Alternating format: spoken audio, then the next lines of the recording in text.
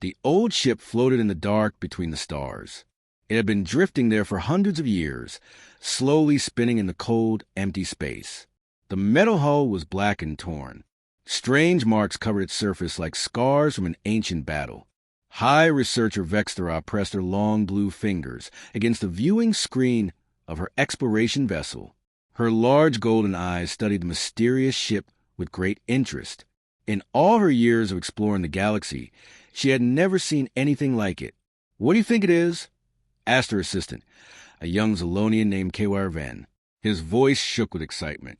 "I do not know," Vexthera replied slowly, "but it is very old. Look at those weapon marks on the hull. Someone fought a terrible battle long ago.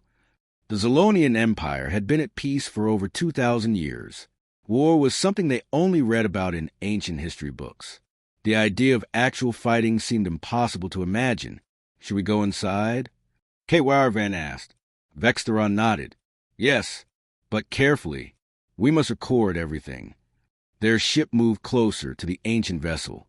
Bright lights cut through the darkness and showed more details of the strange craft. The design was unlike anything in their databases.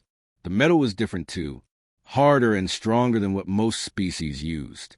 "The ship's power is completely dead," reported Navigation Officer Zektal from his station.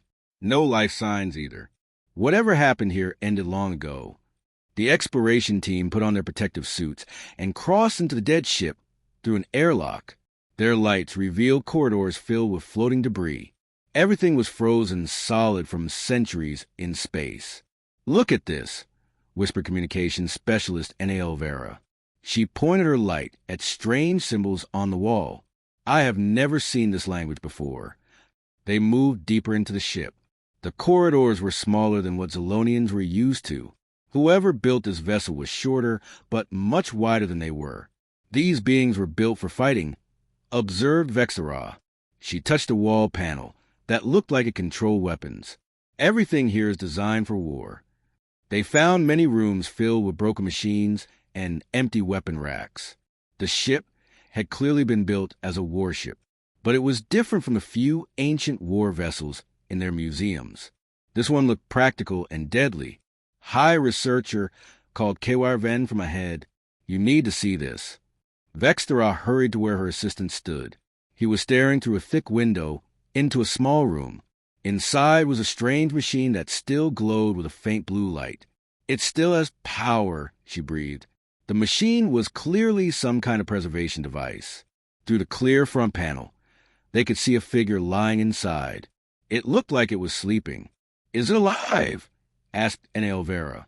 "The readings show very slow life signs," Zektal confirmed, "like it is in some kind of deep sleep." Vexthera studied the sleeping figure.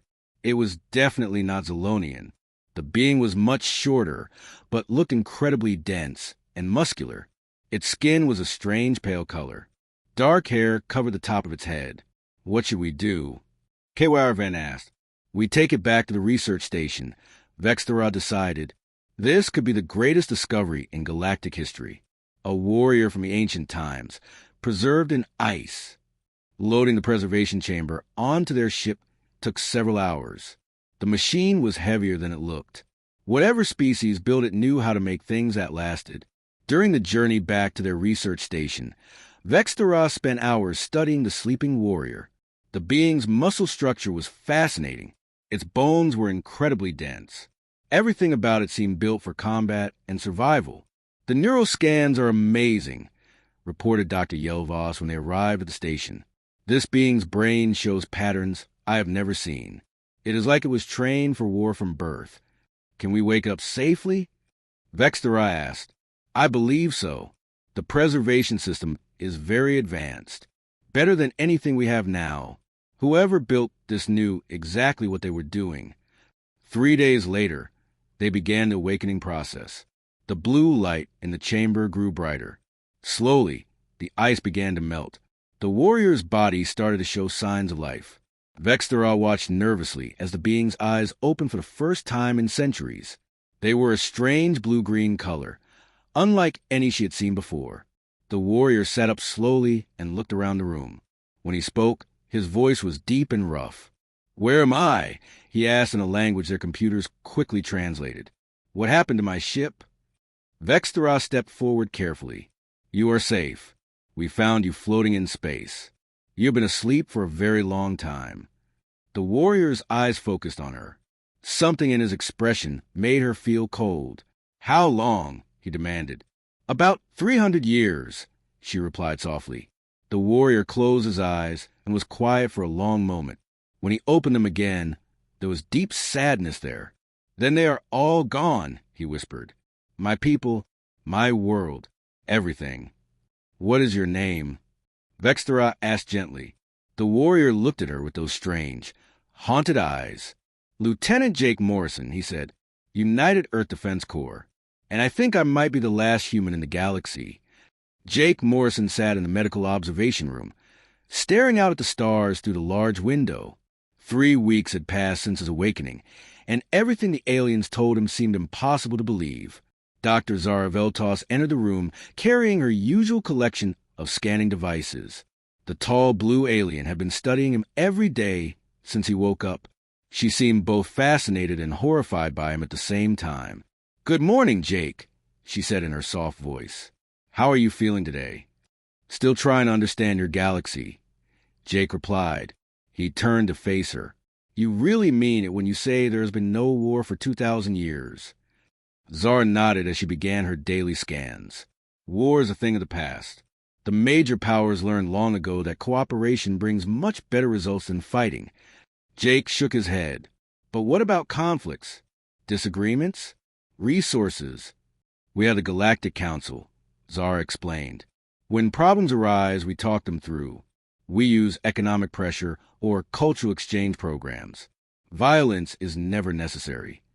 "Economic pressure," Jake repeated slowly. "What happens when talking does not work?" Zara looked confused. "It always works eventually. Why would anyone choose violence when they could choose peace?" Jake stood up and walked to a window. Outside, he could see the peaceful research station orbiting a beautiful blue planet. Ships moved slowly between the stations, their paths carefully planned to avoid any possible conflicts. "Tell me about your military," Jake said. "Our what?" Zara asked. "Your armies, your weapons, your defenses." Zara made a sound that Jake had learned was Elonian laughter. "We have security forces. They help with accidents and natural disasters. Sometimes they direct traffic during busy periods." "What about your warships?" "We have patrol vessels. They help lost ships and carry supplies to remote colonies. Some of the older ones have defensive systems, but those have not been used in centuries." Jake felt a cold feeling growing in his stomach. Defensive systems that have not been tested in centuries? "Why would we test them?" Zara asked. "There is no one to fight." Over the following days, Jake learned more about the galaxy he had awakened into. The 3 major powers, the Zolonian Empire, the Kethvar Collective, and the Severian Federation, controlled most of the inhabited systems. They had treaties and trade agreements that had kept peace for longer than human civilization had existed. But the more Jake learned, the more worried he became. "Show me your weapons technology," he asked Security Chief Nara Sylvan during one of their meetings. Nara was Severian, tall and thin with green skin and large black eyes. She seemed proud of her position, even though Jake was learning that security meant something very different here. "This is our standard patrol weapon," Nara said, showing him a device that looked more like a medical scanner than a gun. "It can stun small animals or disable simple machines." Jake held the weapon and immediately saw the problems. It was too light, too slow to charge, and had no real stopping power. "What about your ship weapons?" "Similar technology, but larger," Nara replied. "We can disable engines or communication systems without hurting anyone." "What if someone does not want to be disabled?" Jake asked. Nara looked confused. Why would they not cooperate with security forces? Jake spent hours in the station's database, learning about galactic history. He read about the ancient wars that had ended 2 millennia ago. He studied the technology that each species had developed. What he found made him feel sick. The galaxy had become soft. The weapons were toys. The defenses were designed for show, not for actual protection. The military leaders had never seen real combat. They thought of war as something from ancient history, like cave paintings or stone tools. But Jake had also been studying the long-range sensor data, and what he found there worried him more than anything else. "There are signals coming from the outer rim," he told Vextera during one of their daily talks. "Strange signals that repeat in patterns. Probably just natural phenomena," Vextera replied. "Space is full of unusual energy signatures." "These are not natural," Jake insisted. "They are too organized, too regular. Someone is out there watching." Vextera made notes in her research journal. Jake had learned that she was writing a complete study of human behavior. She seemed to think his species was an interesting example of evolutionary failure. "Your people were always looking for enemies," she observed. "It is fascinating how your minds work. You see threats everywhere, even when there are none." "Maybe," Jake said, "or maybe that is why we survived as long as we did." "But you did not survive," Zara pointed out gently. "Your species is gone. Violence destroyed them in the end." Jake could not argue with that. But something deep in his soldier's instincts told him that the peaceful galaxy was in terrible danger. The problem was convincing anyone to listen. "What would you do if a real threat appeared?" he asked Nara during their next meeting. "We would contact the Galactic Council," she replied immediately. "They would arrange diplomatic talks." "And if the threat did not want to talk?" Nara looked at him like he had asked about flying without a ship. "Everything wants to talk. That is how civilized beings solve problems." Jake stared out at the peaceful stars and hoped he was wrong about the signals. But in his heart, he knew better. Something was coming from the dark spaces between galaxies. And when it arrived, all the talking in the universe would not save them. Jake Morrison stood before the Galactic Council for the first time. The massive chamber was filled with representatives from dozens of species, all sitting in comfortable chairs arranged in perfect circles. Everything about the room spoke of peace and cooperation. Ambassador Thalazar of the Kethvar Collective looked down at Jake from his raised platform. The insect-like alien's multiple eyes glittered with what Jake had learned was amusement. "So this is the ancient warrior we have heard so much about," Thalazar said in his clicking voice. "Tell us, human, what wisdom do you bring from your violent past?" Jake had prepared for this moment for weeks. He knew he had only one chance to make them understand. "The signals from the outer rim are getting stronger," Jake began. "They are not natural phenomena. Someone is out there, watching your worlds, studying your defenses." A wave of soft laughter rippled through the chamber. Council leader Mixandra of the Severian Federation held up one thin green hand for silence. "Jake Morrison," she said kindly, "we understand that your species lived in constant fear of attack. But that time is over. We have built a galaxy based on trust and cooperation." "Trust will not stop weapons," Jake replied firmly. "I have analyzed your sensor data. The signals are moving in coordinated patterns. They are mapping your trade routes and military positions." "Military positions?" Thalazar clicked his mandibles in what Jake had learned was laughter. "We have no military positions. We have help stations and supply depots."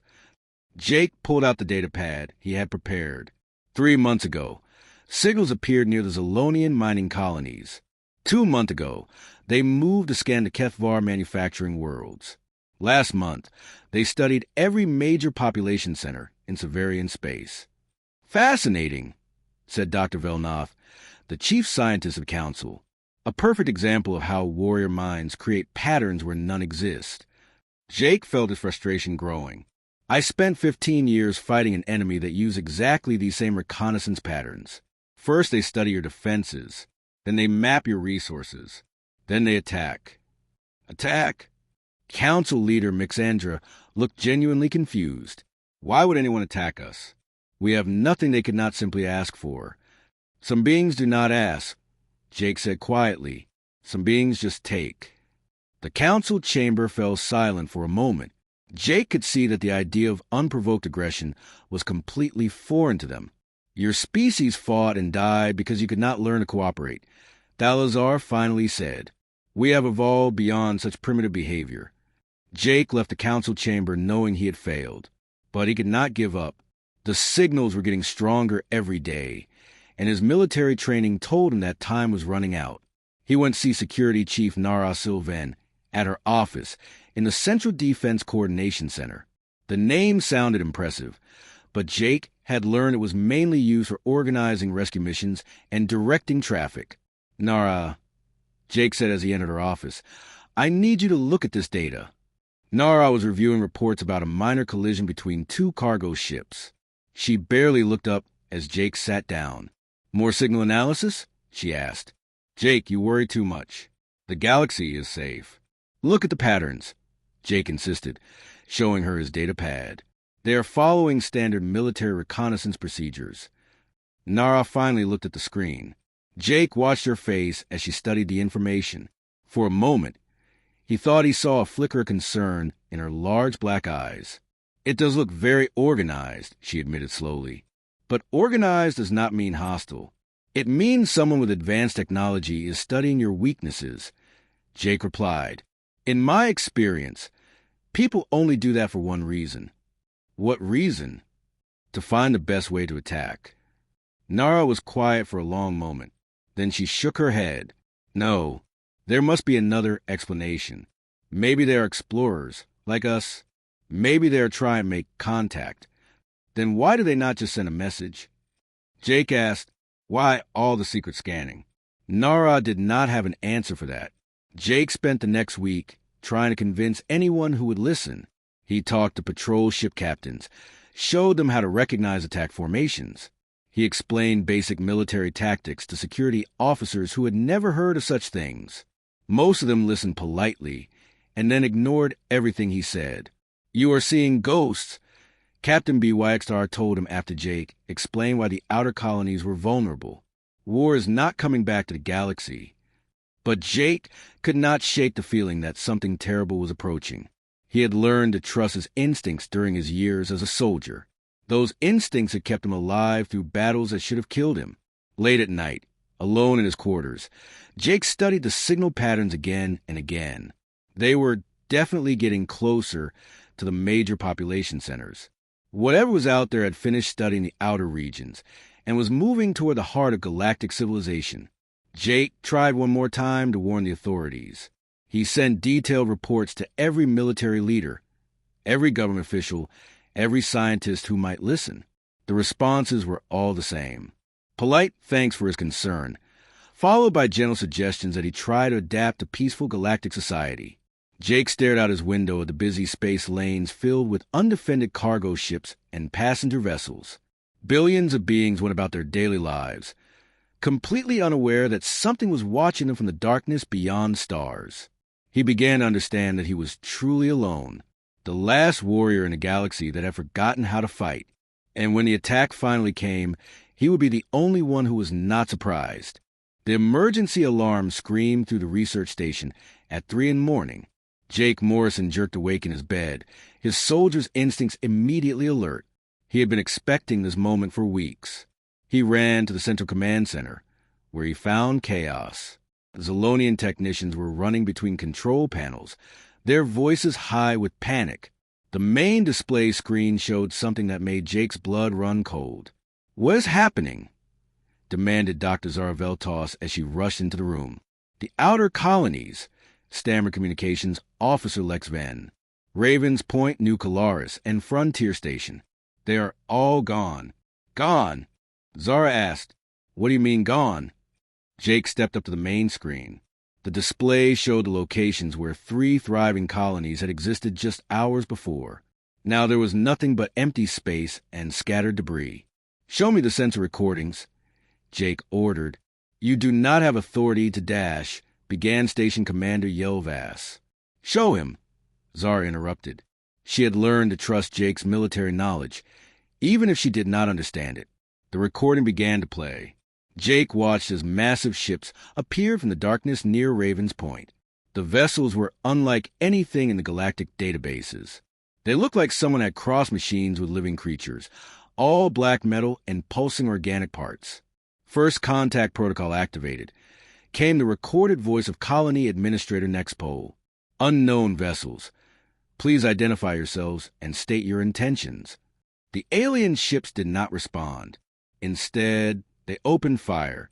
Jake had seen many battles during the human wars, but nothing like this. The attackers' weapons tore through the colony's shields like they were made of paper. Defense platforms that had never been tested in real combat exploded in seconds. "We surrender!" screamed the colony administrator. "Please, we surrender." The attacking ships did not stop. They continued firing until nothing was left alive. Then they moved to the next colony and did the same thing. "This is impossible," whispered Security Chief Nara Sylvan. "No one fights like this anymore." Jake studied the attackers' ship designs and weapons. His worst fears were confirmed. "These are the same enemies that destroyed Earth," he said quietly. "What do you mean?" asked Dr. Zara. Jake pointed to the organic curves of the enemy vessels. "Ravagers, biomechanical entities that consume entire civilizations. They followed the human expansion routes, eating every world we had ever touched." The room fell silent as the implications hit them. "But that was 300 years ago," Nara said weakly. "They move slowly between galaxies," Jake explained. "But once they find a target, they never stop. They have been following the trail of human exploration, consuming every civilization they encounter." Jake managed to access the station's computer systems and activate some programs from his old ship.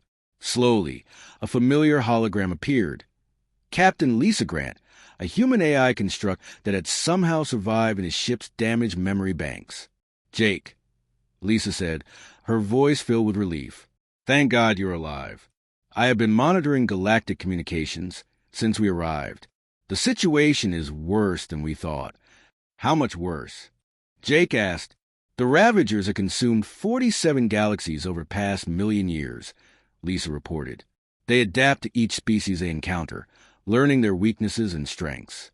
But they have never faced human military doctrine before." Dr. Zara stared at the holo display in amazement. "A human artificial intelligence? But your technology was supposed to be primitive." "Primitive?" Lisa laughed grimly. "Jake, show them our war records." Jake hesitated. The aliens had already seen enough violence for one day, but they needed to understand what they were facing. The hologram displayed human military history, battles from Earth's wars, space combat from humanity's expansion period, and finally the desperate last stands against the Ravagers. The aliens watched in horrified fascination as human soldiers fought with a desperation and cunning they had never imagined possible. "Your species was terrifying," breathed Commander Yelvas. "Our species survived," Jake corrected. "Until now." More alarms began sounding.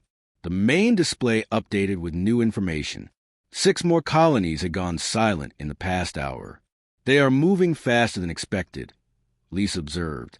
"The Ravagers usually take time to study their prey, but this galaxy's defenses are so weak they do not need to be careful." Jake pulled up a galactic map and began marking the attack colonies. The pattern was exactly what he had feared. The Ravagers were working their way toward the core worlds, eliminating resistance as they went. "How long do we have?" asked Nara. Jake studied the attack pattern and calculated the Ravagers' speed. "At this rate, they will reach the major population centers in 2 weeks." 2 weeks? Zara's voice cracked. "But the Council needs months to organize any kind of response." "The Council cannot help you now," Jake said. "Talking will not stop the Ravagers. They do not negotiate. They do not take prisoners. They consume everything." Jake looked around the room at the terrified aliens. These beings had lived their entire lives in peace. They had no idea how to fight a war. "There is only one chance," he continued. "You need to let me teach you how to be warriors." "Warriors?" Commander Yelvas looked sick at the word. "Yes," Jake said firmly, "because the Ravagers are coming whether you like it or not. And right now, I am the only person in this galaxy who knows how to fight them." Through the viewing ports, Jake could see the peaceful space lanes still filled with civilian traffic. Families go about their normal lives, completely unaware that their galaxy was being invaded by something that would not stop until every living being was dead. Jake turned back to the aliens. "The age of peace is over. If you want to survive, you need to learn the art of war." Fleet Admiral Kexvoth of the Zolonian Empire stood in the emergency council chamber, his blue skin pale with fear. Around him, the greatest leaders of the galaxy argued in panicked voices. In just 5 days, the Ravagers had destroyed 23 colonies and were moving closer to the core worlds. "We must evacuate the population centers," insisted Ambassador Thalazar. "Move everyone to the inner systems." "And then what?" demanded Council Leader Mixandra. "Hide until they find us anyway."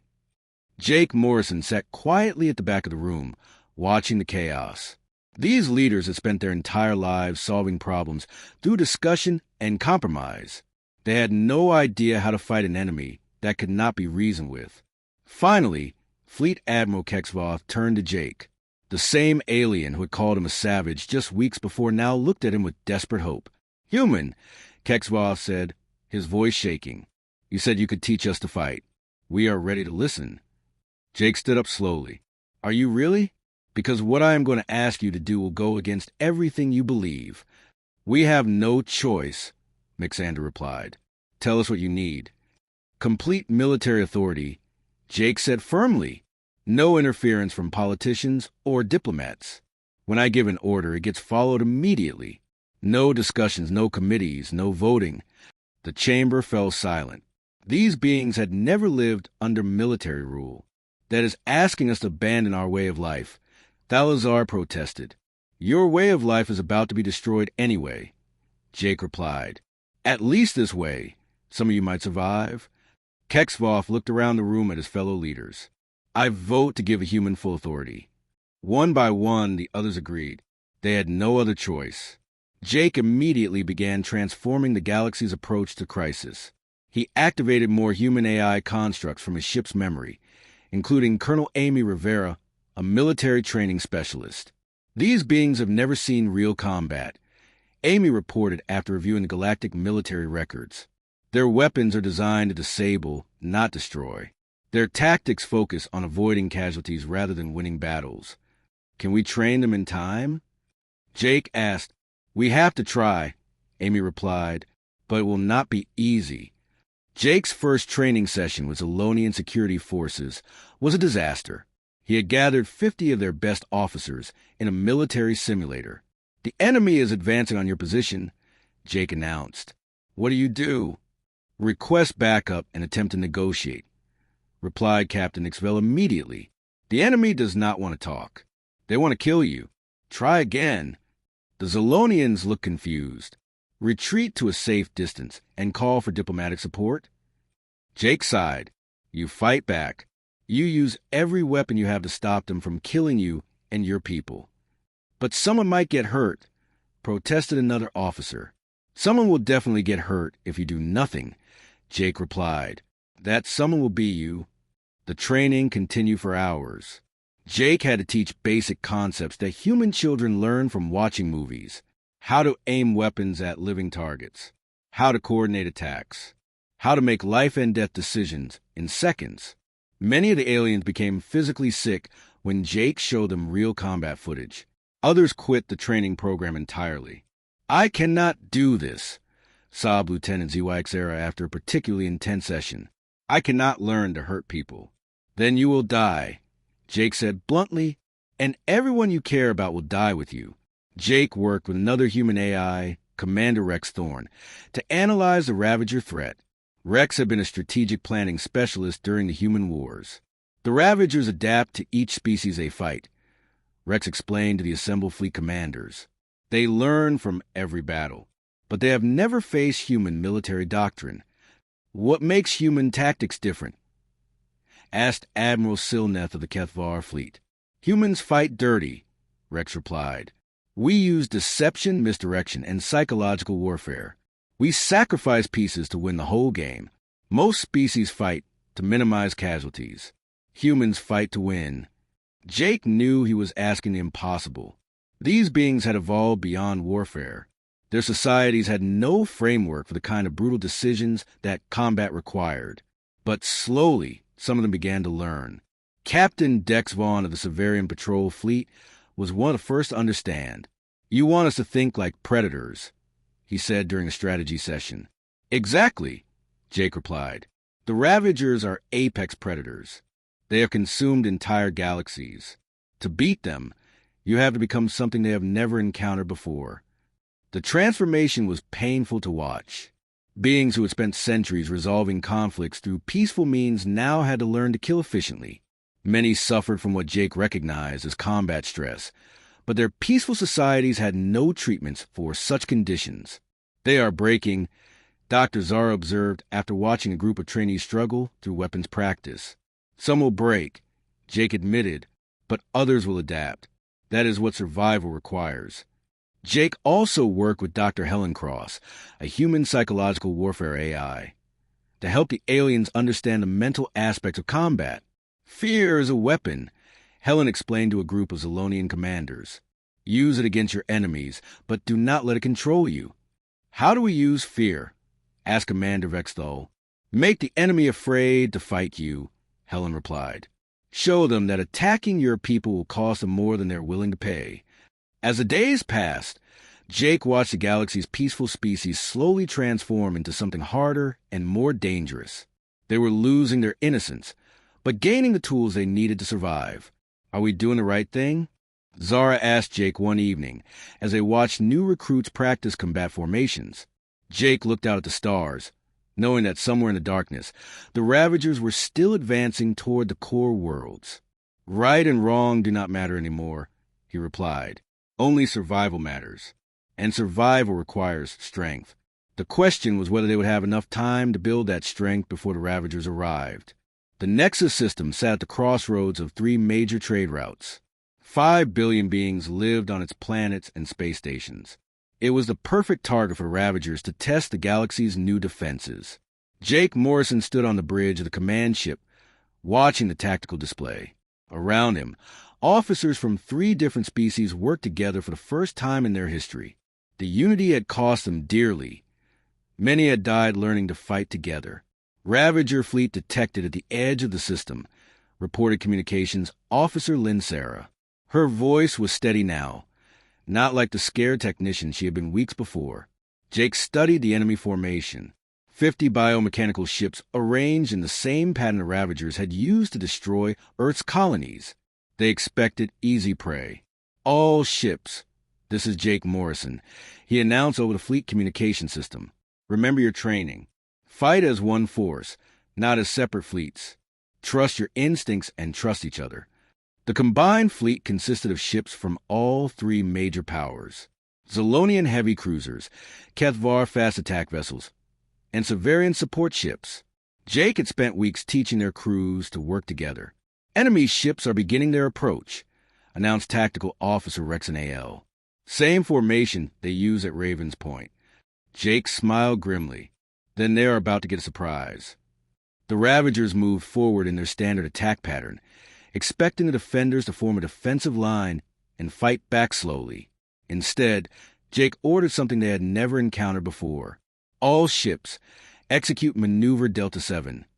Jake commanded. The Allied fleet split into 3 groups. The Zolonian cruisers moved to draw the Ravagers' attention while the faster Kevvar ships circled around to attack from the side. The Severian vessels stayed back, ready to provide support wherever it was needed. What are they doing? Captain Nixvell asked from the Zolonian flagship. Something different, Jake replied. The Ravagers have fought 1,000 species, but they have never fought humans. The Ravager fleet took the bait and focused their attack on the Zolonian cruisers. Their biomechanical weapons tore through shields and armor, destroying 2 ships immediately. Hold position, Jake ordered, even as explosions lit up the darkness around them. Just as the Ravagers committed to their assault, the Kethvar attack ships struck from their blind spot. Their upgraded weapons, enhanced with human military technology, punched through the Ravager ship's organic armor. Impossible, breathed Fleet Admiral Kexvoth as he watched 3 enemy vessels explode. We are actually hurting them. The Ravagers tried to adapt, turning some ships to face the new threat. But Jake was ready for that too. Severian support fleet, execute flanking pattern Gamma, he ordered. The Severian ships moved in from yet another angle, their weapons targeting the Ravager command vessels. For the first time in their existence, The biomechanical entities found themselves fighting an enemy that thought 3 moves ahead. The battle lasted 6 hours. Jake used every human military tactic he could remember. Feints to draw enemy fire, concentrated attacks on weak points, sacrificing damaged ships to protect the main fleet. "We are losing too many people," Admiral Silnet protested when Jake ordered a damaged cruiser to ram a Ravager battleship. "We are winning," Jake replied coldly. Sometimes winning costs everything. The ramming attack worked.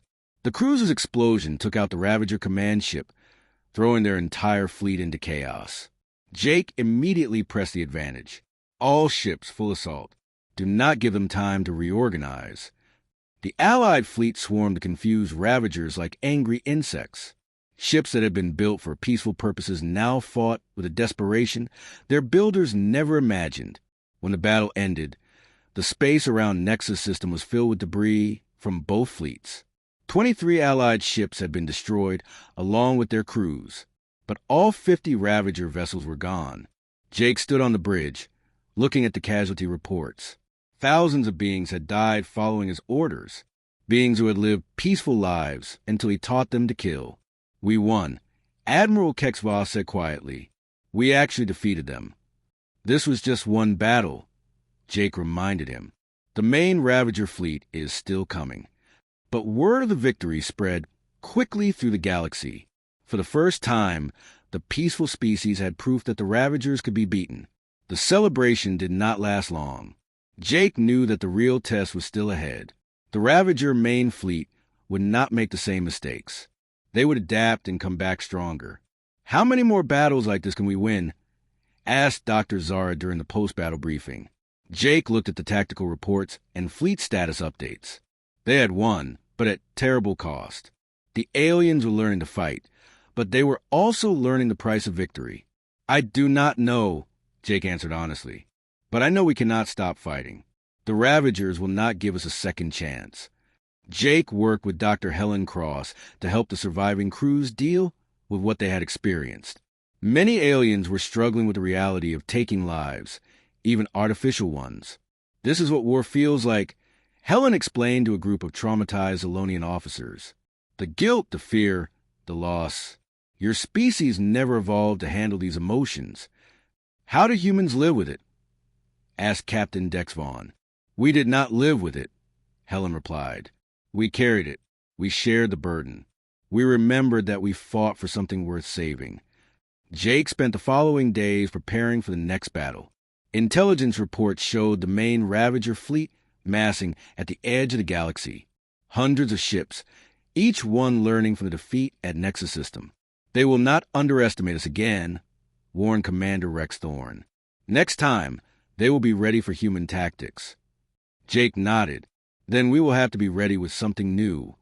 As he planned the final defense of the galaxy, Jake realized that victory would require more than military tactics.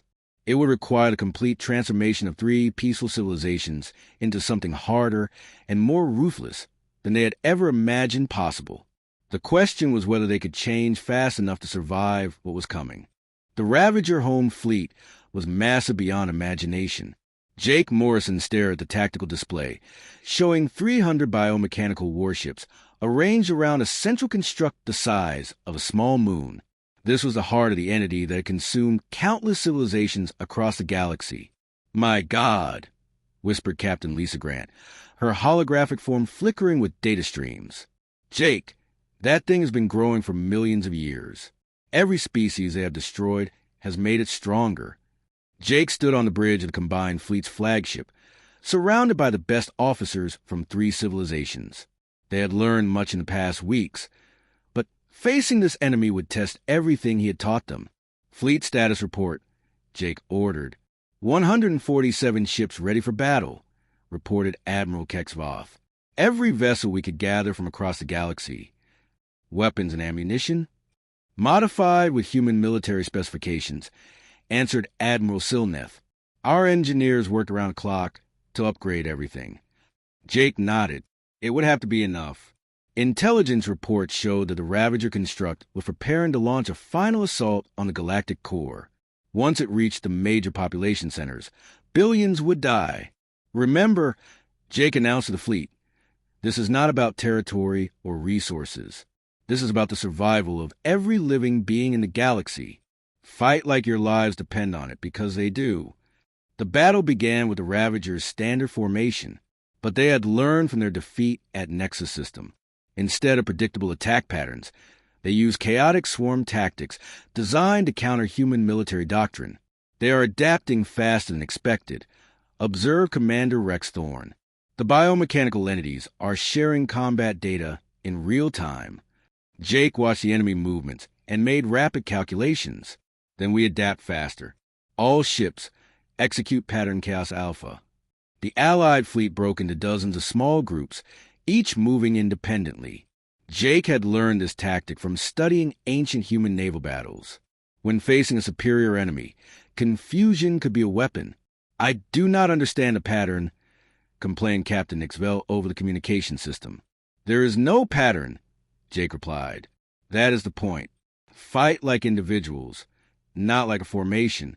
Make it impossible for them to predict your next move. The tactic worked better than Jake had hoped. The Ravagers, designed to counter organized military strategies, struggled against the seemingly random attacks. But the cost was terrible. Without coordinated defenses, Allied ships were being destroyed one by one. We are losing too many vessels, Admiral Kexvov reported. At this rate, we will be wiped out in an hour. Jake studied the tactical display, looking for any weakness in the massive Ravager construct. Then he saw it, a pattern in the energy readings that reminded him of something from his ship's memory banks. Lisa, he called to the AI, show me the data from humanity's final battle against the Ravagers. The holographic display showed the last moments of Earth's defense. Jake watched his own people die fighting the same enemy, but he also saw something he had missed before. There, he pointed to a small energy signature. That weakness in their central construct. It is the same as it was 300 years ago. What does that mean? Asked Dr. Zara, who had insisted on joining the battle despite her role as a scientist. It means they never fixed the flaw that let us hurt them before, Jake realized. But exploiting it requires getting close enough to construct to deliver a concentrated attack.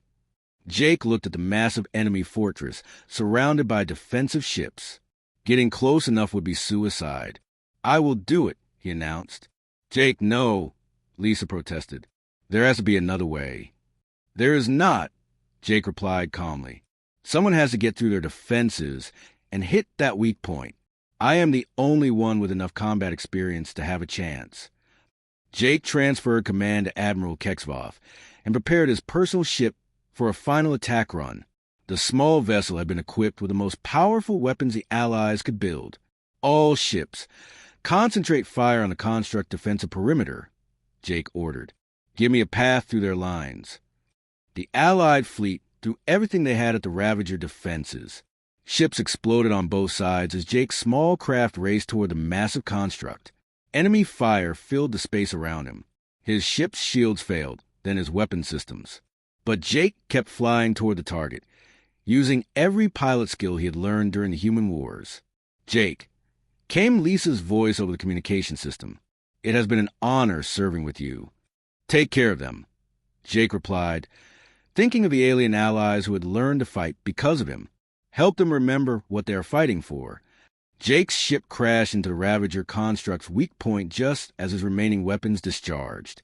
The explosion tore through the biomechanical entity's core, spreading destruction throughout its massive structure. The Ravager fleet died with their central construct. Without the guiding intelligence that had controlled them for millions of years, the biomechanical ships simply stopped functioning and drifted lifeless in space. The galaxy was saved, but the cost had been enormous. Half the Allied fleet was destroyed, and with it, thousands of beings who had learned to sacrifice everything for victory. Admiral Kexvos stood in the memorial chamber 6 months later, reading the inscription on Jake Morrison's monument. Around him, representatives from across the galaxy had gathered to remember the human who had saved them all. Here lies Lieutenant Jake Morrison. The inscription read, "The last human who taught the galaxy that sometimes peace can only be preserved through the willingness to wage war." The irony was not lost on any of them. The peaceful civilizations had survived by becoming warriors. They had learned human military doctrine, so while that war was now part of their culture. What have we become? Asked Dr. Zara as she looked at the memorial. Admiral Kexvoth, now Supreme Military Commander of the Galactic Defense Forces, considered the question carefully. We have become survivors, he replied. Jake Morrison gave us the tools to protect ourselves.